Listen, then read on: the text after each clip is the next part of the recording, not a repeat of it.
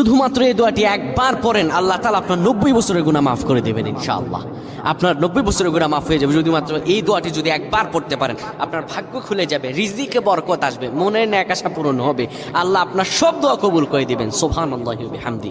এত ফজিলত, এই দোয়াটা আপনারা শেয়ার করে দিবেন। এই যুবকেরা, আমল না করেও সওয়াব পাবা। তোমার একটি শেয়ারে, একটা বাটনে প্রেস করে তুমি সওয়াব পেয়ে যাবা। কারণ তুমি আমল না করো, অন্য কেউ যদি তোমার শেয়ারের বদৌলতে আমল করে সওয়াব তুমি পেয়ে যাবা। নবীজির হাদিস।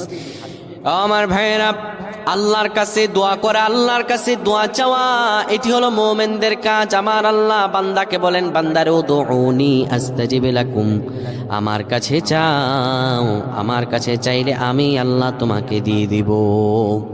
কেউ যদি একবার এই দোয়াটি পড়তে পারে, দোয়াটি হলো রব্বি ইন্নী যালামতু নাফসি ফাগফিরলি। কেউ যদি এই দোয়াটা একবার পড়তে পারে, আমার আল্লাহ তাআলা তার 90